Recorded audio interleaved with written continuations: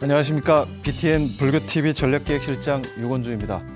마음을 바꾸는 시간 고인사이드 강연의 문을 열겠습니다. 오늘 고인사이드에서는 대기업과 사회단체들의 섭외 1순위로 손꼽히는 글쓰기 강사분을 모셨습니다. 청와대 행정관을 역임하고 커뮤니케이션 컨설팅 앤 클리닉이라는 회사를 창업한 백승권 대표인데요. 과거에는 글쓰기 하면 문청, 문학 청년들의 전유물처럼 여겨지던 때가 있었습니다. 하지만 이제는 다릅니다. 직장인들이나 문화예술인 그리고 방송인 등 사회 각 분야에서 실용적인 글쓰기가 강조되면서 글쓰기의 붐마저 일어나고 있는 것 같습니다. 사람의 마음을 움직이는 글을 쓰고 싶은 분들은 오늘 강연이 좋은 기회가 되지 않을까 이런 생각이 듭니다. 마음을 움직이는 글쓰기의 비법을 알려주실 백승권 대표 자리에 모시겠습니다. 네, 안녕하세요. 네, 반갑습니다. 네.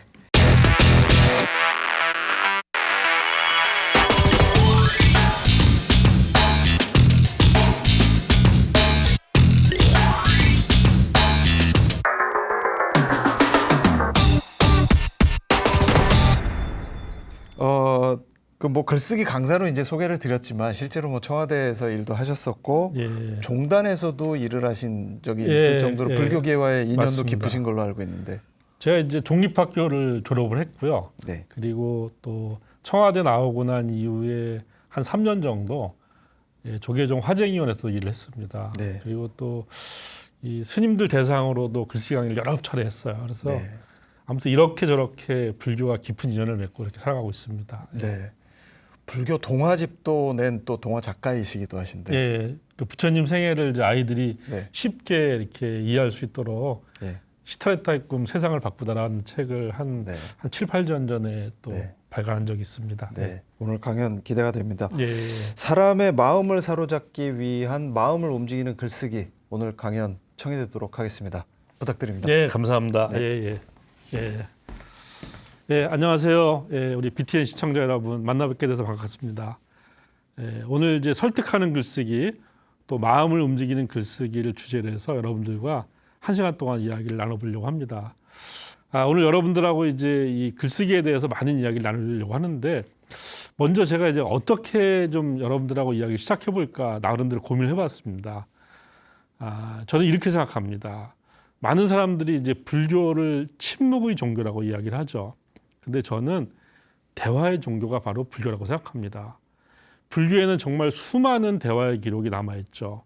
그게 바로 팔만대장경이죠. 부처님과 부처님의 제자들이 대화를 나눈 기록들, 이것이 팔만대장경이고요. 저는 그런 점에서 우리가 불자라고 한다면은, 또 불교인이라고 한다면은 무엇보다 말과 글을 잘 부려야 된다고 생각합니다. 부처님도 말과 글을 잘 부려서 결국 그 어떤 제자들을 그 깨우침의 길로 인도했다고 저는 생각이 들거든요. 이 말과 글을 잘 부리는 것은 우리 사회에서 어떤 평균적인 사회인으로 사는데 굉장히 의미가 있을 뿐만 아니라 또 이제 불자로서 불교인으로 사는 데 있어서도 꼭 갖춰야 될 중요한 능력이 아닌가 이런 생각을 해봅니다.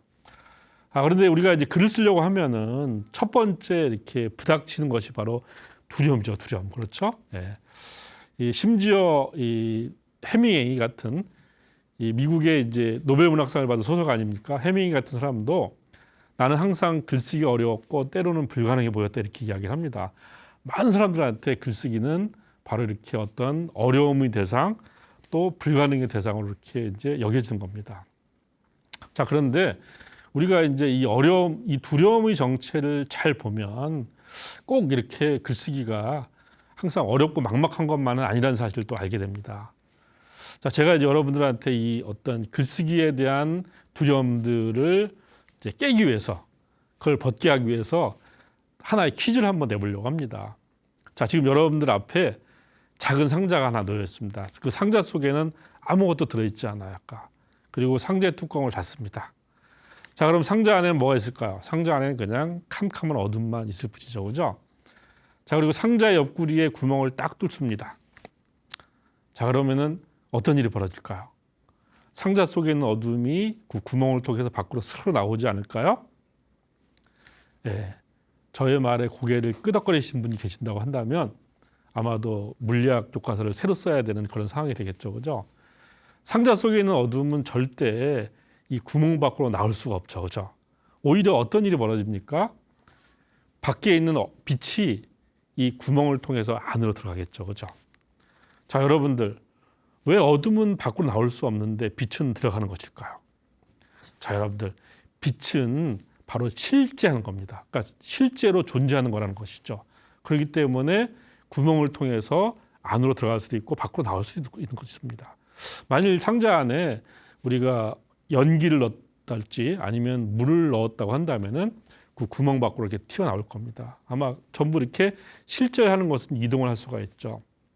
근데 어둠은 실제하는 것이 아닙니다. 그냥 빛이 없는 상태에 이름을 붙인 것이 어둠일 뿐이죠. 우리는 흔히 빛의 반대말이 어둠이기 때문에 빛이 실제하듯이 어둠도 실제할 거라고 생각하는데 절대 그렇지 않다는 겁니다. 예. 그러니까 이 어둠은 사실 실제하는 것이 아니기 때문에 우리가 상자 뚜껑을 열면 어떻게 됩니까? 그냥 흔적도 없이 어둠이 사라지죠. 그렇죠? 마찬가지입니다. 글쓰기에 대한 두려움도 실제하는 것이 아닙니다. 다만 글쓰기에 대한 올바른 정보, 그다음에 글쓰기에 대한 어떤 올바른 그런 인사이트가 없는 상태를 우리는 두려움이라고 부르는 것이죠. 빛이 들어가면 어둠이 사라지듯이 글쓰기에 대한 올바른 정보, 올바른 어떤 판단이 머릿속에 들어온다고 한다면 이 두려움도 사라지고 맙니다. 자, 우리 그 BTN 시청자 여러분, 이제 우리 불교에서 이 뱀과 새끼줄의 비유를 많이 하지 않습니까? 그죠? 예. 이 뱀인 줄 알고 깜짝 놀라지 않습니까? 그런데 이것이 새끼줄이라는 사실을 발견하면 어떻게 됩니까? 두려움은 싹 사라지죠. 그죠? 바로 똑같습니다. 글쓰기에 대한 두려움도 바로 우리가 새끼줄을 뱀으로 오해하듯이 아, 이것이 새끼줄이구나 라고 하는 사실을 정확하게 알게 되면은 그 두려움은 사라지게 되는 겁니다. 사실 우리가 이제 이렇게 글쓰기에 대해서 어떤 두려움을 갖게 된 것은 이제 역사가 있습니다. 여러분들 다 학교 다닐 때 우리 무엇으로 국어 공부를 했죠? 시나 소설, 에세이, 희곡 이런 문학으로 주로 이제 이 글쓰기의 세계를 만나게 됩니다. 이 문학으로 이제 글쓰기를 배우고 국어를 배우는 것은 너무나 당연하죠. 문학이야말로 그 나라의 어떤 그 글이 보여줄 수 있는 최고의 수준의 글이기 때문에 그런 것이죠, 그죠? 자, 그런데 여기서 이제 한 가지 뜻하지 않은 어떤 편견들이 생기기 시작합니다.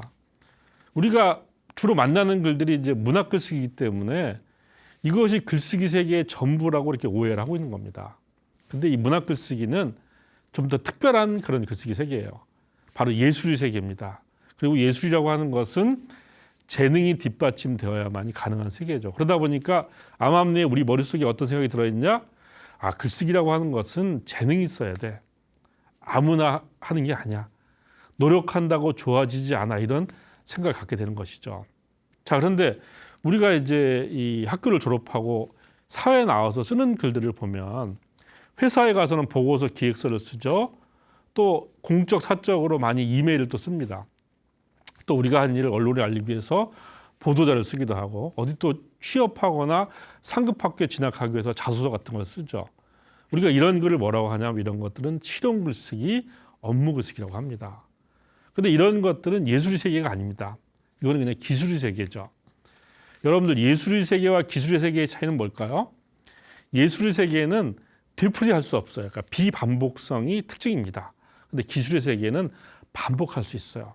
어떤 법칙과 매뉴얼에 따라서 계속 되풀이할 수 있는 것이 바로 기술의 세계죠.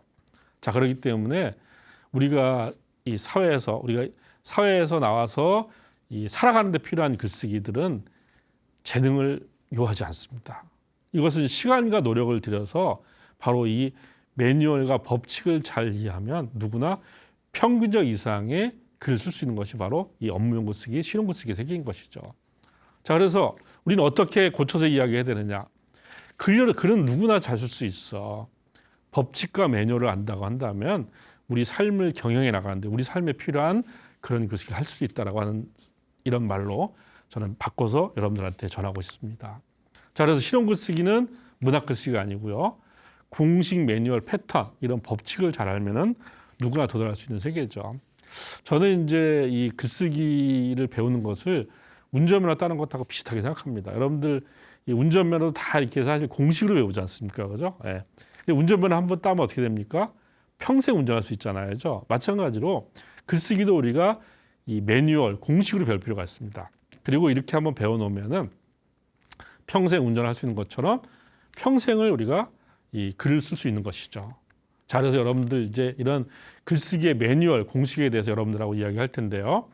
오늘 이제 그 공식 가운데서 가장 대표적인 이제 몇 가지를 갖고 여러분들하고 이야기를 나누려고 합니다. 자, 첫 번째는 바로 이제 구성에 대한 이야기입니다. 우리 이제 이 동양 문화권에서는 이 글을 잘 쓰려면 세 가지를 많이 해야 한다고 이제 이야기를 합니다. 바로 이제 중국 송나라의 정치가 겸 문인인 구양수의 3다를 이제 일컫는 말이죠. 첫 번째, 다독 많이 읽어야 된다. 두 번째, 다작 많이 써야 된다. 그다음에 마지막으로 다상량 많이 생각해야 된다라고 이제 이야기를 합니다. 너무나 당연한 이야기고, 아니 뭐 이렇게 하면 당연히 글 잘 쓰는 거 아니야 이렇게 생각할 수 있겠죠, 그죠? 근데 저는 이제 다독, 다작, 다상량 이 세 가지를 단순하게 많이 하는 것만으로는 그러니까 글쓰기가 절대 좋아지지 않는다는 얘기를 여러분들한테 드리고 싶습니다. 네. 하나하나 살펴볼까요? 자, 여러분들 이제 그 우리가 책을 참 한 권 읽기가 쉽지가 않습니다. 예. 더구나 어떤 직장 생활을 하고 또 어떤 자기 생업이 있는 사람들은 정말 한 달에 한 권 책 읽기도 어렵죠, 그죠? 예. 자, 그런데 책을 한 권 다 읽고 나면 여러분들 도대체 뭐가 남습니까? 예. 대체로 뿌듯함이 남을 뿐이죠, 그죠? 예. 고생해서 읽었는데 사실상 남는 게 별로 없습니다. 예. 그러니까 독서라고 하는 것은 이렇게 좀 어찌 보면은 별로 생산적이지 못한 그런 일일 수 있죠. 자, 그런데 이제 어떤 사람은 뭐 이렇게 얘기를 합니다. 콩나물 키우기하고 비슷하다고. 콩나물 실에 물을 부으면 어떻게 됩니까? 물이 쭉 빠지죠? 그렇지만 남아있는 습기가 이제 콩나물을 키우지 않습니까? 이렇게 남는 게 없는 것 같아도 우리의 생각들을 깊게 하고 또 지식을 넓게 하는 이런 작용을 한다고 합니다. 자, 그런데 사실 그렇게 따진다고 하더라도 이 별로 남는 게 없죠, 그죠? 근데 왜 남는 게 없는 걸까요? 그거는 이제 모든 사람에게 그냥 다 해당되는 이야기가 아닙니다. 우리는 무언가 한 가지를 빼놓고 읽고 있기 때문에 그냥 뿌듯함밖에 남지 않는 겁니다. 자, 두 번째 볼까요? 자, 무조건 많이 쓰면 잘 쓸 수 있을까요? 여러분들 혹시 수영을 해보신 적 있나요? 예. 이 수영을 할 때 무엇보다 중요한 게 뭡니까? 예, 바로 수영을 하는 자세, 바로 영법입니다. 이 수영을 하는 자세를 정확하게 배우고 이 수영을 해야만이 수영 실력도 늘고 또 운동 효과도 좋아진다고 합니다. 그런 영법이나 이런 자세를 배우지 않고 그냥 계엄식으로 막 하잖아요. 그러면은 실력도 늘지 않고 절대 이 어떤 운동에도 몸에도 도움이 되지 않는다고 이야기를 하죠. 그러니까 무조건 많이 한다고 해서 그것이 좋아지지 않는다는 겁니다. 바로 영법처럼 무언가를 잘 알아야만이 바로 이 우리가 노력한 것이 비로소 이제 결실로 이어진다고 볼 수가 있는 것이죠. 자, 생각을 많이 하면 잘 쓸 수 있을까요? 자, 여러분들 이 글쓰기와 한번 말하기를 제가 한번 이 구분해서 한번 여러분들한테 설명을 해보려고 합니다. 여러분들 말을 할 때 어떻습니까? 친한 지인들이나 이렇게 이 마음에 맞는 상대랑 대화할 때는 정말 머릿속에서 새로운 생각들이 팝콘처럼 막 튀어오르죠, 그죠? 예. 정말 우리가 말을 할 때는 뇌가 극도로 활성화가 됩니다. 자, 그런데 글을 쓰려고 컴퓨터 앞에 딱 앉게 됩니다. 그럼 우리 머릿속에서 어떤 일이 벌어질까요? 머릿속이 하얘지죠, 그죠? 뇌가 극도로 비활성화됩니다. 여러분들 말하기나 글쓰기나 전부 언어를 매개로 해서 하는 행위인데 왜 말을 할 때는 이렇게 뇌가 활성화됐다가 글을 쓸 때는 비활성화되는 걸까요? 그 이유가 도대체 뭘까요? 바로 여기서 바로 이제 어떤 글쓰기의 특징이 담겨져 있는 것이죠. 자, 여러분들 생각과 말 사이에는 필터가 없습니다. 그러니까 생각한 대로 다 말을 해도 발화를 해도 큰 문제가 없죠. 그렇기 때문에 말을 하면 할수록 생각이 막 이렇게 솟아나는 그런 일들이 벌어지는 것이죠. 자, 그런데 생각과 글 사이에는 필터가 있습니다. 그러니까 생각한 것을 전부 글로 옮기는 것이 아니라 생각한 것 가운데서 글로 옮길 가치가 있는 것만 우리는 따로 선별을 해야 되는 겁니다. 근데 이 선별의 기준을 알지 못해요.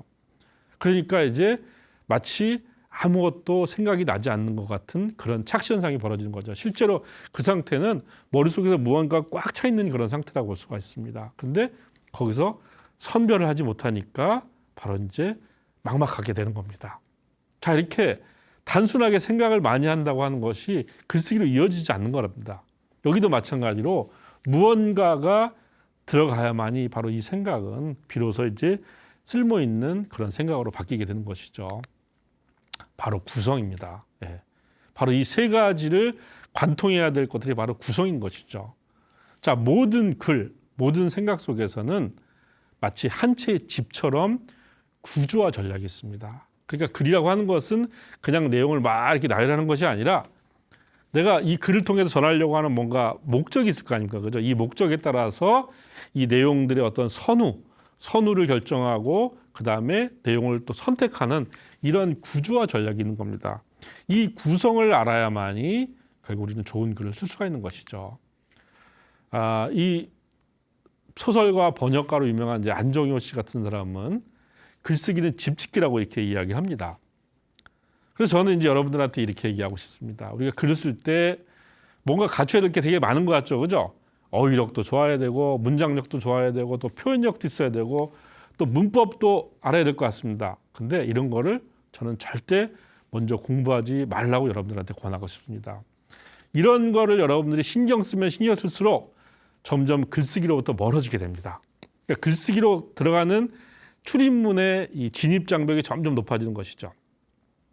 여러분들은 이런 것에 그러니까 시간을 쓰지 말고 구성을 배우면 글을 계속 쓸 수가 있습니다. 그리고 글을 계속 쓰면은 저절로 어휘력, 문장력, 표현력, 문법이 좋아지게 된 겁니다. 바로 이 구성에 대해서 여러분들하고 같이 이야기를 하려고 합니다. 구성이라고 하니까 되게 막연해 보이죠, 그죠? 그런데 여러분들 사실 우리 구성을 다 배운 적이 있습니다. 학교 다닐 때. 자, 3단 구성, 서론, 본론, 결론.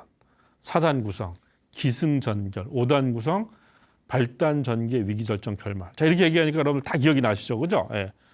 자, 여러분들 학교 다닐 때 이 구성을 배워서 뭐에 써먹었습니까?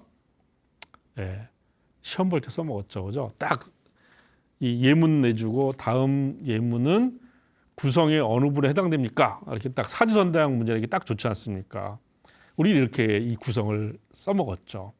근데 시험 보기에서 구성을 써먹는 건 구성을 배운 건 아닐 거 아닙니까, 그죠? 사실 구성은 올바르게 독서하고 올바르게 생각하고 올바르게 글을 쓰기 위해서 배운 건데 안타깝게도 우리는 이것을 이 구성을 거기에 연결시켜 보지 않았어요.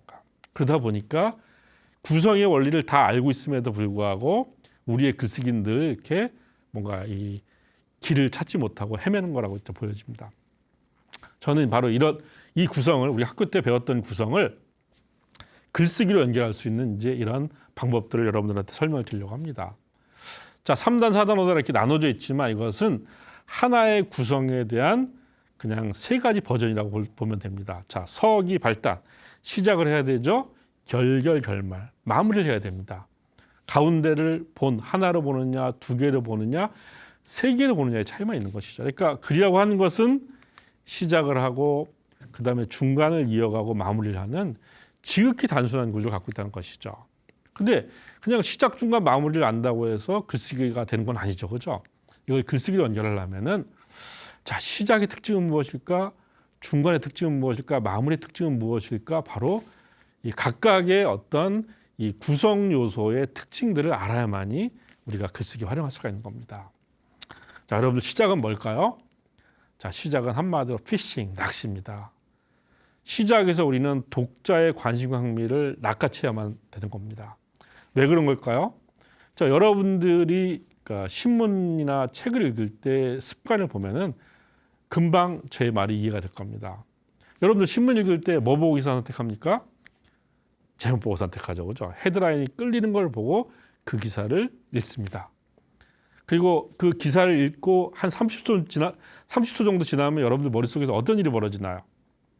이거 끝까지 읽어야 돼? 말아야 돼? 갈등 생기잖아요, 그죠? 근데 어떤 글은 끝까지 읽게 되고 어떤 글은 읽다가 중간에 포기하고 말죠. 다른 글로 넘어가 버리죠. 바로 이것을 그러니까 이렇게 끝까지 읽게 되거나 아니면 중간에 포기하게 되는 이 갈림길을 좌우하는 게 뭘까요? 그게 바로 그 글의 임팩트입니다. 예. 주로 이 임팩트는 두 가지 측면에서 나타나는데, 하나는 야 이거 정말 중요한 거야, 나한테 필요한 거야, 바로 이 중요라고 하는 게 하나가 있고, 또 하나는 야 이거 정말 재밌네, 바로 흥미라고 하는 관점이 있습니다. 그러니까 중요하거나 흥미롭거나 무언가 독자한테 강한 임팩트를 주어야만이 나의 그런 독자한테 선택을 받는 겁니다. 그냥 사람들이 읽기 시작하면 자동으로 끝까지 읽게 되는 게 아니라는 것이죠. 실제로 이제 학자들이 한번 분석을 해봤습니다. 그랬더니 독자들은 어떤 글을 읽을 때 30초 안에 그 글의 임팩트, 매력을 느껴야만이 3분간 집중할 수 있고, 또 3분간 집중해야 30분간 지속적인 관심을 가질 수 있다고 합니다. 여러분들의 글이 누군가한테 3분간 집중을 받거나 30분간 지속적 관심을 갖기 위해서는 우리 어떻게 됩니까?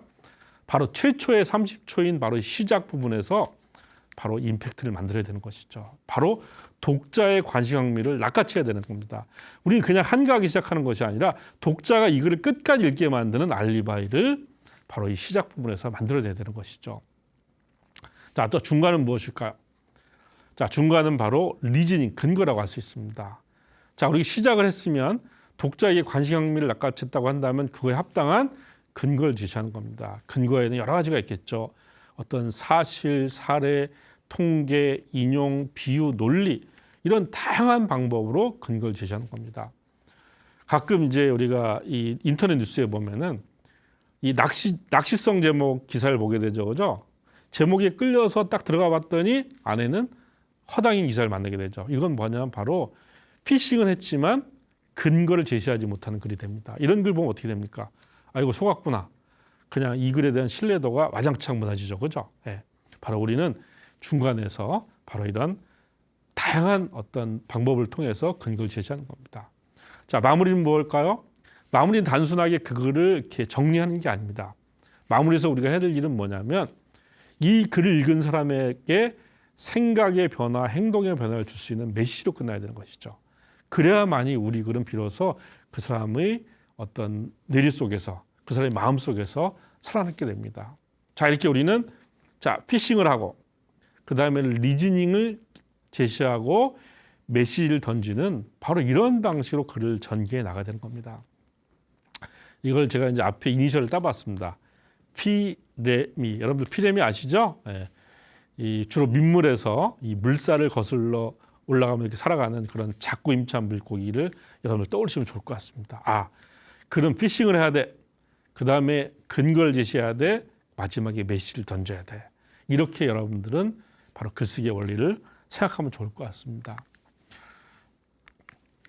자, 여러분들 이제 이 지금 보시는 예문이 있습니다. 이 예문을 보면요, 이 예문에서 이제 시작을 이렇게 시작을 하고 있습니다. 이 글을 쓴 사람은 이 영국의 케임브리지 대학교의 경제학과 교수를 맡고 있는 바로 장하준 씨입니다.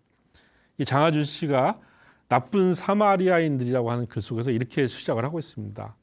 자기한테 6살 나는 아들이 있는데 그 아들에게 생활비를 벌어오도록 해야겠다, 이렇게 시작을 하고 있습니다. 여러분들 충격적이지 않습니까?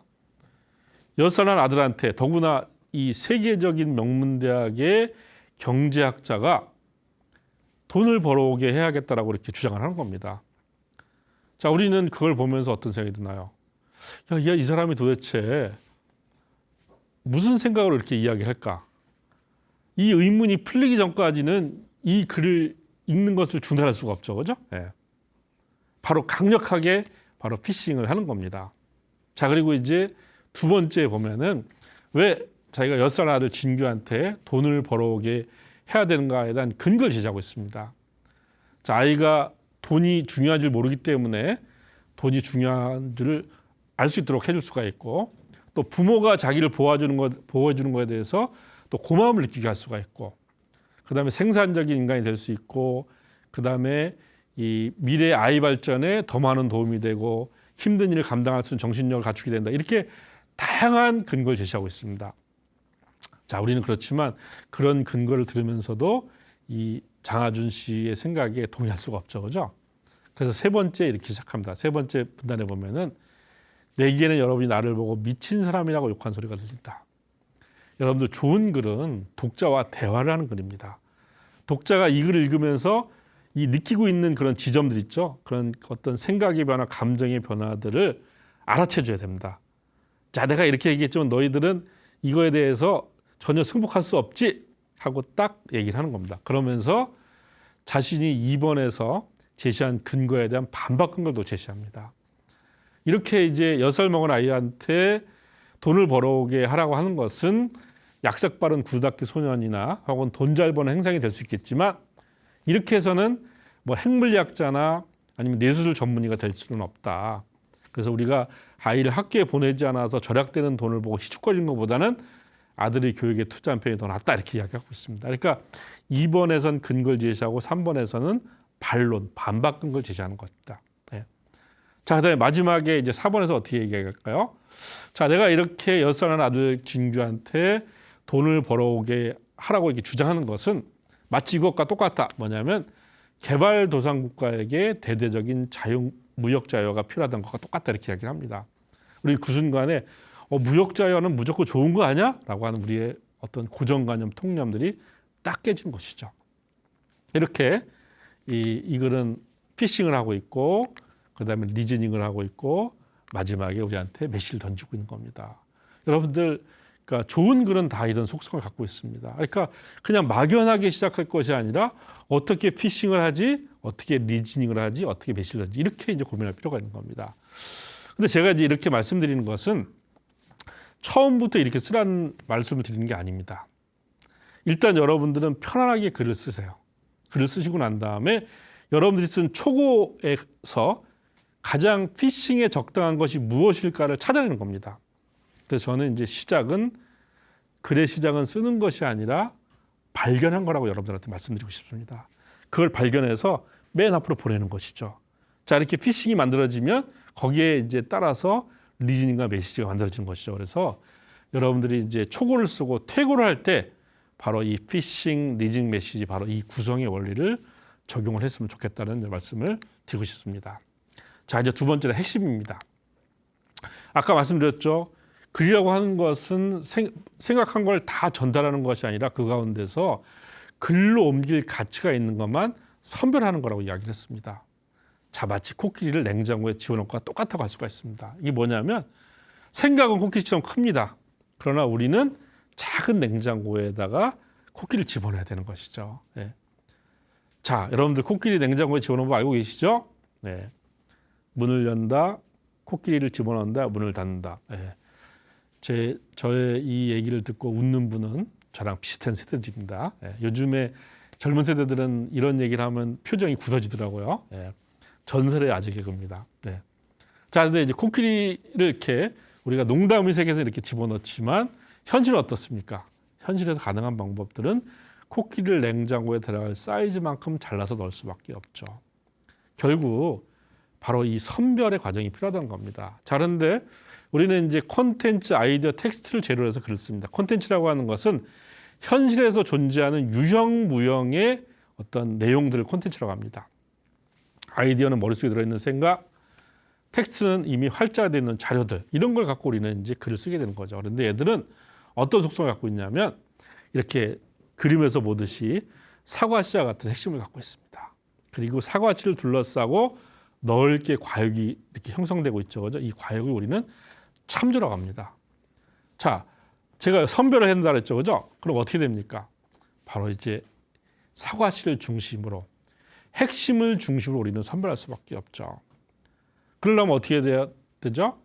핵심이 무엇인지 참조가 무엇인지 알아야 바로 그것이 가능하죠. 그래서 여러분들은 어떤 경우에도 핵심이 무엇인지를 알고 글을 써야 됩니다. 그래야만이 바로 제대로 된 글을 쓸 수가 있는 것이죠. 자, 핵심이란 말은 이제 영어로는 코어, 키포인트라고도 하고요. 우리말 유희어 사전에 보면은 골자, 요점 중에 이렇게 다양한 뜻 쓰입니다. 자, 그렇지만 핵심은 법칙을 갖고 있습니다. 그 법칙은 뭐냐면 바로 용건 그리고 이유와 근거입니다. 용건이라고 하는 것은 그 문서를 통해 전하려고 하는 최종적 결정, 궁극적 판단이 바로 용건입니다. 우리는 바로 이 결정 판단을 주고받기 위해서 우리가 글을 쓰는 겁니다. 여러분들 부처님의 법문을 보시면 이 부처님의 법문에도 전부 다 결정 판단입니다. 부처님은 이 결정 판단이 아닌 이야기를 하신 적이 없어요. 아까. 그러니까 항상 우리한테 어떤 결정을 내리게 해주고 어떤 판단을 내리게 해주고 바로 이런 것들이죠. 여러분들 직장 내에서 아마 이제 보고를 해보신 분들은 잘 알 겁니다. 보고 내용이 모호하고 중구난방이 되면 여러분들의 상관이 뭐라고 이야기합니까? 용건이 도대체 뭔데요? 용건만 한번 간단하게 이야기해보세요. 이렇게 얘기하지 않습니까? 바로 그 용건입니다. 그러니까 우리는 항상 이 용건을 주고받기 위해서 바로 글을 쓰고 말을 하는 것이죠. 근데 이 용건만으로는 읽는 독자를 충분히 설득할 수가 없습니다.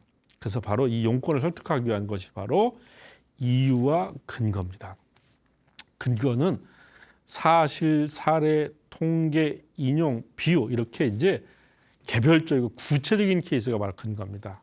그리고 근거가 많잖아요. 그러면은 이걸 이렇게 비슷한 것끼리 이렇게 이제 묶어주는 것이죠. 추상화 보편화는 바로 이유, 바로 논리 개념 추론이 바로 이유입니다. 이렇게 우리는 이유와 근거로 용건을 설득하는 방법들을 배울 필요가 있습니다. 자, 여러분들 이거는 이제 한편의 또 칼럼입니다. 배달앱 셀카봉의 슬픈 이메일이라는 칼럼인데 이런 칼럼 속에서 어떻게 이제 용건, 이유, 근거가 나타나는지 한번 또 살펴보도록 할게요. 자, 이 글에서는 도대체 어떤 결정의 내용, 어떤 판단의 내용을 전하려고 하는 걸까요? 자, 여기는 보시면 자, 디지털 사회가 됐기 때문에 사람들 간에 어떤 말을 하기가 더욱 어려워지는 단절 시대가 찾아왔다고 하는 게 바로 이 글의 용건입니다. 그러니까 디지털 사회가 되어서 소통을 강조하는데 오히려 말하기가 더욱 어려워졌어. 이런 결정 내용, 판단 내용을 전하기 위해서 바로 이 글을 쓴 겁니다. 여러분들이 이걸 이렇게 이것만 들었다고 쳐보세요. 야, 디지털 사회가 돼서 요즘에 사람들하고 말하기가 정말 어려워졌어. 소통이 잘 안 돼. 자, 이런 얘기를 들으면 여러분들 어떤 생각이 드나요? 그런가? 맞는 말 같기도 하고 아닌 것 같기도 하고. 그렇죠? 자, 이렇게 용건만 전하면 이제 요 정도 수준에서 사람들이 이제 이해를 하죠. 자, 그런데 바로 이 용건을 설득하는 게 뭐냐면, 자, 배달앱 때문에 전화 통화를 하지 않고도 손가락 터치만으로 음식 배달할 수가 있어. 셀카봉 때문에 사진 찍어달라고 하지 않고도 사진을 찍을 수 있어.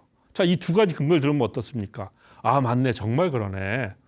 정말 우리가 이 배달앱이나 셀카봉 같은 디지털 기기 때문에 말이 사라지고 있네. 금방 알게 되죠. 그죠? 바로 이런 것들을 우리가 글 속에서 바로 집어넣어야 되는 겁니다. 그러니까 이런 글이 있는 것은 누군가 설득할 수 있지만 이렇게 용건과 근거 이유가 있는 글은 설득할 수 있지만 그게 없는 글은 누군가 설득할 수가 없는 것이죠. 그러니까 여러분들은 바로 이러한 원리를 알고 바로 구성과 핵심이라고 하는 이런 원리를 갖고 한 편의 글을 써야 되는 겁니다. 그래야만이 여러분들의 글은 누군가에게 전달되어서 그 사람의 마음을 움직일 수가 있는 것이죠. 부처님의 말은 글이 되었고 그 글이 2500년 동안 수없이 많은 사람들의 마음을 움직였지 않습니까? 마찬가지입니다. 여러분들의 글도 부처님의 법문처럼 누군가의 마음을 움직일 수 있는 그런 것이 되기를 기대하는 마음으로 강의를 마치도록 하겠습니다. 경청해 주셔서 감사합니다.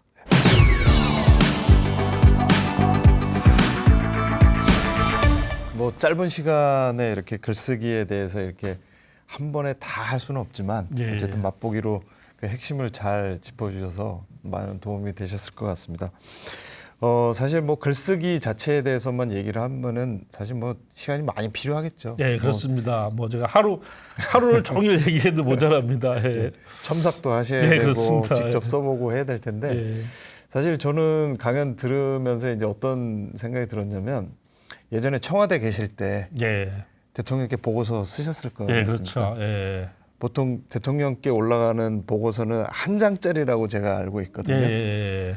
그러니까 굉장히 많은 얘기를 한 장으로 다 요약한다는 건 쉽지 않은 일 같은데 그렇습니다. 예. 어떻게 하셨었는지 좀 경험을 좀 말씀해 예. 주시죠. 그러니까 전체가 한 장인 것은 아니고요. 네. 그러니까 전체 버전이 있고 네. 그다음에 그것을 한 장으로 또 이렇게 원페이지로 또 만듭니다. 요약을 하는 거죠. 예. 근데 그때는 정말 보고서 자체가 이렇게 명료하지 않으면 원페이지가 나올 수가 없습니다. 네. 그러니까 아까 말씀드렸던 뭐 용건이나 이유 근거가 명료하면은 그걸 중심으로 원페이지를 딱 구성하면 되거든요. 근데 그게 없으면은 중원부원을 하게 되고 결국 그 원페이지를 쓰는 과정에서 이 원래 보고서도 이제 다 수정을 하게 되는 거죠. 그러니까 용건과 근거가 더 명료해지도록 이렇게 바꾸는 거죠. 그래서 뭐 그것 때문에 그 정말 보고서를 쓰느라고 밤을 새기도 하고 뭐 그렇지만 이제 이 보고서를 저희가 이지원이라고 하는 이제 이 업무망으로 대통령한테 결제를 올리면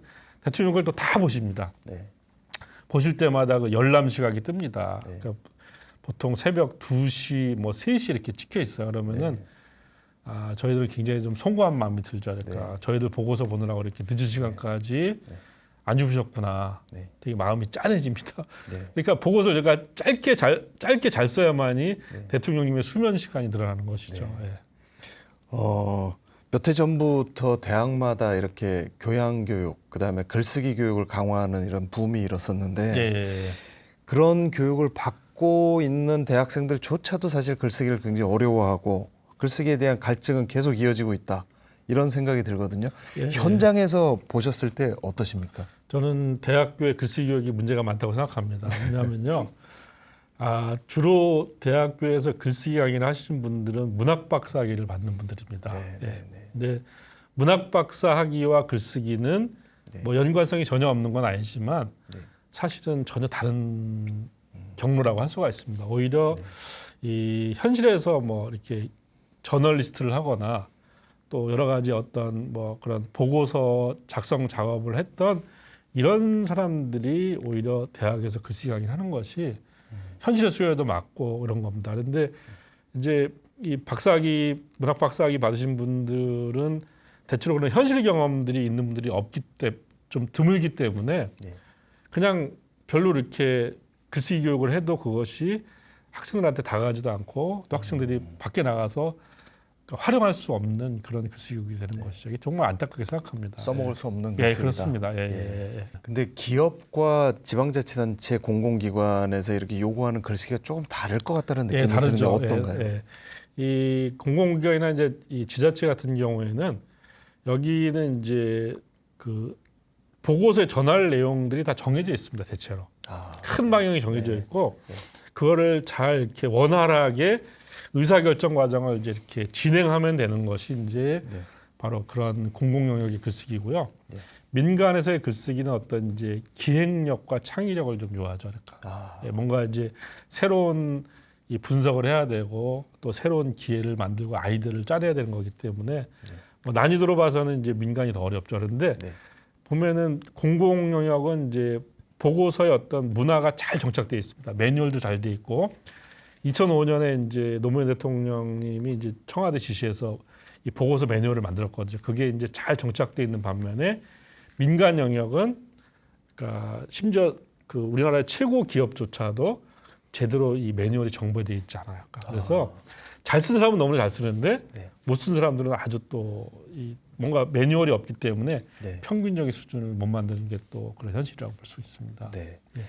보통 아까도 말씀하셨는데 실용적인 글쓰기, 보고서, 뭐 기암서, 뭐 이런 것들 얘기를 하면은 문학적인 글쓰기보다 이렇게 약간 경시하는 이런 어떤 분위기가 있는데 사실 우리 일상에서는 실용적인 글쓰기가 훨씬 중요한 건데. 중요하죠. 중요하고 문학 글쓰기는 사실 아무나 할 수 있는 게 아니지 않습니까? 사실 물론 글쓰기의 어떤 난이도로 봤을 때는 비교할 수가 없죠. 그렇지만 우리 문학은 이제 좀 즐기는 입장이 되면 됐고 그렇지만 이제 또 실용 글쓰기 내가 직접 해야 되잖아요. 그래서 이 두 가지를 잘 분리해서 봤으면 좋겠어요.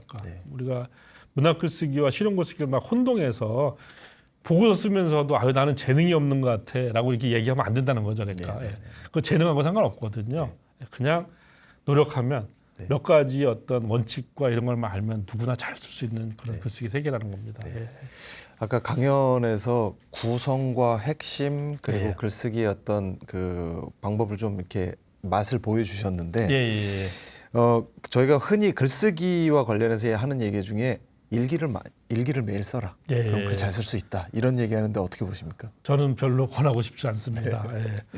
그러니까 이 단순하게 이제 이 어떤 글쓰기의 방법을 모르고 계속 쓰다 보면은 그럼 오히려 나쁜 습관이 드는 경우가 되게 많습니다. 그래서 저는 그러니까 일기 이런 거보다는 이를테면 어떤 사물을 묘사한달지 어떤 상황을 묘사한달지 이렇게 좀 자기 안으로 자꾸 글의 내용을 끌고 가는 것이 아니라 밖에 눈에 보이는 것을 자꾸 쓰는 연습을 할 필요가 있어요. 약간. 네. 그래야만이 이제 이 글쓰기의 실력도 늘고 그래야만이 이제 뭔가 이 우리 사람의 내면은 제대로 묘사했는지 안 했는지를 측량할 수가 없잖아요. 그런데 밖의 풍경은 정말 이 이를테면 뭐 어떤 카페의 풍경, 어떤 지하철 안의 풍경을 잘했네 못했느냐가 객관적으로 드러나지 않습니까? 그래서 이 글쓰기에 관심 있거나 또 이제 특히 자녀들한테 글쓰기 교육을 시키려고 하는 분들은 자꾸 이렇게 어떤 우리가 그림을 그릴 때 데생을 하듯이 어떤 현실에서 눈에 보이는 걸 자꾸 쓰게끔 만드는 그런 걸 하는 게 좋을 것 같습니다. 예. 그러면 이렇게 한번 여쭤보면 어떨까요? 일기는 자기의 마음과 자기의 경험을 이렇게 내면적인 걸 쓰기 때문에 큰 도움이 되지 않을 수 있다. 한다면 SNS나 뭐 이런 그곳에 자기의 일상이나 자기가 보고 들은 것들을 이렇게 매일매일 이렇게 짧은 글이라도 써보는 거 이런 건 어떻습니까? 아주 좋습니다. SNS는 특히 이제 관계 글쓰기라고 하는 것이 자연스럽게 나올 수가 있고요. 그리고 이제 SNS라고 하는 것은 어쨌든 이 좋아요를 많이 받기 위해서 노력을 하게 돼 있거든요. 그런데 이제 그 좋아요를 많이 받게 되는 거는 그렇게 좀 뭔가 그림이 그려지는 글을 사람들이 좋아하게 돼 있습니다. 그래서 SNS나 블로그를 적극적으로 활용하는 건 굉장히 좋은 방법이라고 생각합니다. 일기가 불필요하다는 건 아닙니다. 일기는 중요하죠. 그렇지만 일기만으로 어떤 글쓰기의 능력이 신장되는 건 아니라는 점을 제가 여러분들한테 강조하고 싶습니다. 그러니까 누군가에게 자기의 생각을 표현하고 그걸 통해서 좋아요를 받고 그런 소통 과정을 통해서 글쓰기가 조금씩 좋아질 수 있다. 맞습니다. 그리고 그거는 단지 글쓰기에만 국한되는 것이 아니라 우리가 세상과 소통하는 방법을 배우는 겁니다. 우리는 끝없이 누군가 소통을 해야 되거든요. 사실 현대인의 많은 어떤 능력들이 전문 능력들이 많지만 이런 모든 전문 능력들은 결국은 소통의 능력을 만나야만이 비로소 진가를 발휘한다고 생각하거든요. 그래서 그런 점에서 이 글쓰기라고 하는 것은 글에만 국한되는 것이 아니라 소통 능력 전반을 키우는 일이라고 생각합니다. 오늘 강연이 사실 뭐 시간이 너무 짧아서 이렇게 글쓰기 자체에 대한 어떤 강연은 사실 조금 미흡한 부분이 있을 수 있는데 글쓰기를 왜 해야 되는지 그리고 어떻게 해야 되는지 글쓰기를 통해서 어떤 마음 치유나 이런 것들은 어떻게 되는지 이런 어떤 인사이트를 좀 한번 얻을 수 있는 기회가 되지 않았을까 이런 생각이 듭니다. 오늘 강연 감사드립니다. 네, 고맙습니다. 감사합니다. 글쓰기는 전문가들도 매우 힘들어하는 분야죠. 기사를 쓰는 기자들은 기사만 안 쓸 수 있다면 기자는 매우 좋은 직업이다 이렇게 이야기한다고 합니다. 노벨 문학상을 수상한 해밍웨이도 글쓰기는 타자기 앞에 앉아서 피를 흘리는 일과 같다 이렇게 말할 정도라고 합니다. 살기가 번뜩이는 글들이 넘쳐나는 세상입니다. 글을 쓸 때도 자비가 필요한 세상이 됐습니다. 마음을 들여다보고 지혜와 연민의 마음을 키워서 마음을 바꾸고 세상을 바꿀 수 있기를 희망해 봅니다. 마음을 바꾸는 시간 고인사이드 오늘 순서 여기서 마치겠습니다. 함께 해주셔서 감사합니다.